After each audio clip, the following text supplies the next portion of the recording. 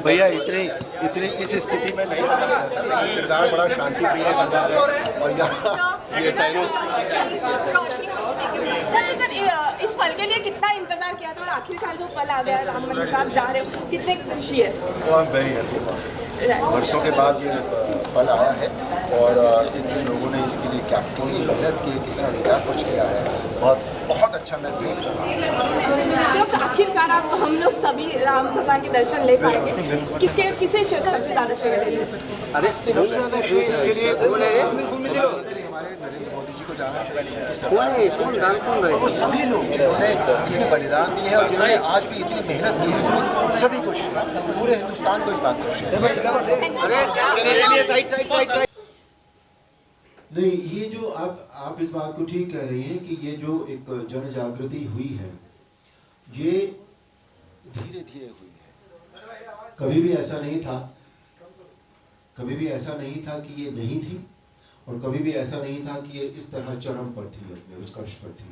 ये धीरे धीरे जन जागृति हुई है और ये हुआ है राम मंदिर के कारण बेसिकली, क्योंकि राम मंदिर की लड़ाई जो लड़ी है सब मिलकर, और इसके सबसे बड़े कर्णधार जो कहा जा सकता है, जिन्हें माना जा सकता है, जो हैं,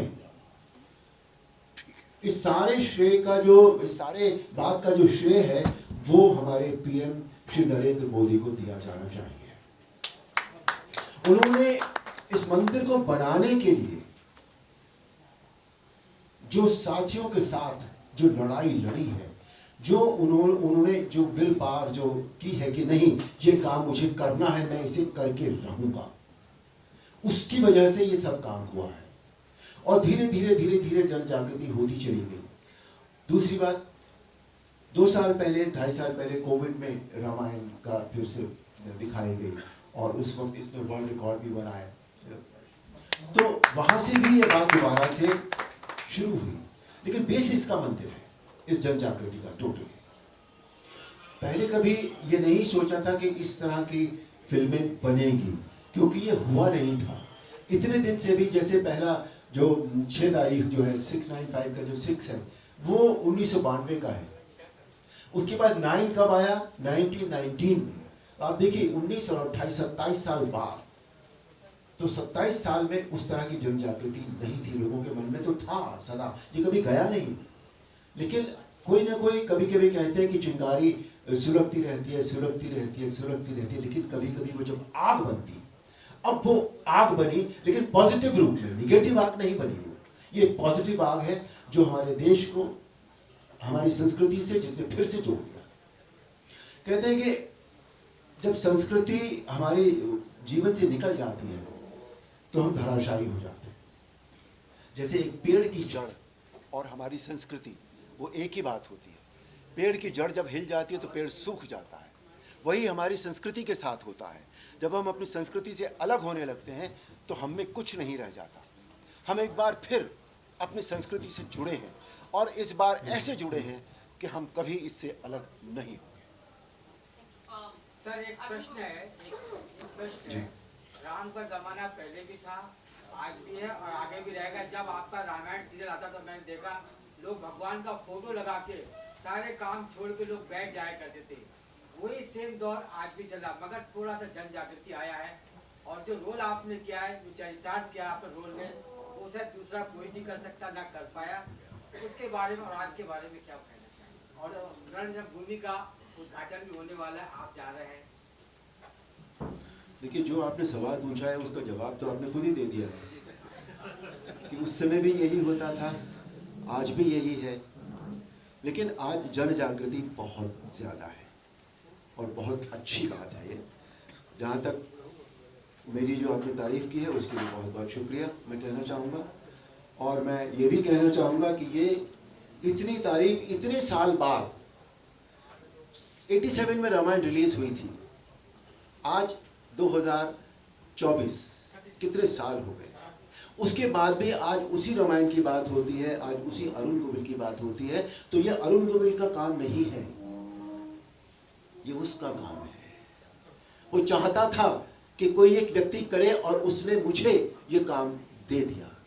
ये मैंने नहीं किया है, इसमें कुछ भी मेरा कोई हाथ नहीं है, ये सब राम जी का काम है। Sir, I have a question. Ji. I'm Princey Jain from People Bazaar. Yes, ma'am. Sir, हम हर उम्र के लिए ही जो राम का चरितार्थ है, जो एक चेहरा है, वो अरुण गोविल ही है।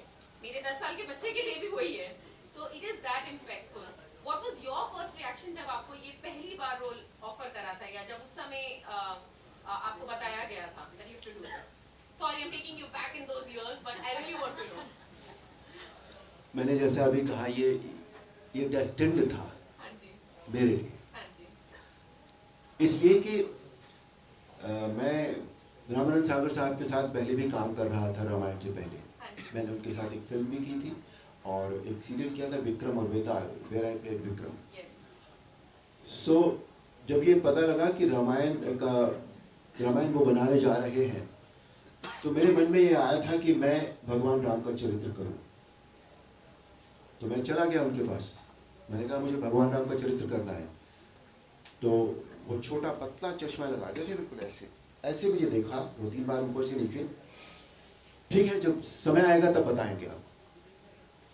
समय आया, उन्होंने मेरा ऑडिशन लिया और मुझे आउटराइट रिजेक्ट कर दिया गया। आउटराइट मुझे ये कहा गया कि तुम भरत का रोल कर लो, लक्ष्मण का रोल कर लो, ये रोल भी बहुत अच्छे हैं, पर मेरे दिमाग में ये मैं रोल नहीं करना था मुझे रामायण में कोई भी। मुझे श्री राम का चरित्र करना था, जो मैंने उनसे कहा। और मैंने ये भी कहा उनसे कि अगर मैं इस योग्य नहीं हूँ, आप मुझे इस योग्य नहीं पा रहे हैं, तो ठीक है, मतलब कोई ज़रूरी थोड़ी है, कोई ज़बरदस्ती थोड़ी है। मैं अगर नहीं हूँ इस योग्य तो इट्स फाइन। तो बात ख़त्म हो गई वहाँ पर। कुछ महीने बीत गए, उन्होंने किसी और को, मैंने सुना था ऐसा कि सेलेक्ट भी कर लिया था, पर पता नहीं, मुझे नहीं पता क्या हुआ। एक दिन उन्होंने मुझे बुलाया, घर पर बुलाया और मुझसे कहा कि पंजाबी में उन्होंने कहा था, मैं उतनी अच्छी पंजाबी बोल नहीं पाता हूँ, फिर भी कोशिश करता हूँ, कि अरुण, साड़ी जो कमेटी है वो डिसाइड की थी कि तेरे वर्गा राम नहीं मिलना। मैंने कहा sir thank you very much, मैं तो आपके पास यही अर्जी लेकर आया था, आपने मुझे वापस बुला लिया है, बहुत बहुत धन्यवाद। तो ये डेस्टिन्ड था बिल्कुल। उसके बाद जो भी कुछ हुआ है, अच्छा उस समय माइथोलॉजी में काम करना भी कोई बहुत अच्छी बात नहीं मानी जाती थी। मैं I was very busy in films, those commercial films करता था मैंने अपना करियर 1977 में शुरू किया था और रामायण का पायलट बना 85 या 86 में। तो अच्छी बात नहीं मानी जाती थी कोई प्रोफेशनली कि आप बहुत अच्छा काम कर रहे हैं। तो मुझे मेरे फैमिली ने भी कहा, मेरे मित्रों ने भी कहा कि तुम ये क्या कर रहे हो, तुम फिल्मों में काम कर रहे हो, अच्छी खासी कमर्शियल फिल्में करते हो, तुम्हारे करियर में गड़बड़ जाएगी, तुम माइथोलॉजी करोगे तो। अच्छा ये भी नहीं पता था कि रामायण इतनी बड़ी हिट होगी, इस बात का तो अंदाजा था ही नहीं बिल्कुल भी। तो मैंने कहा पता नहीं भाई, मेरे मन में आया है और मुझे ये अब मिल गया है तो आई डू इट, और मैंने ये कर लिया। उसके बाद जो भी कुछ हुआ दैट्स अ हिस्ट्री।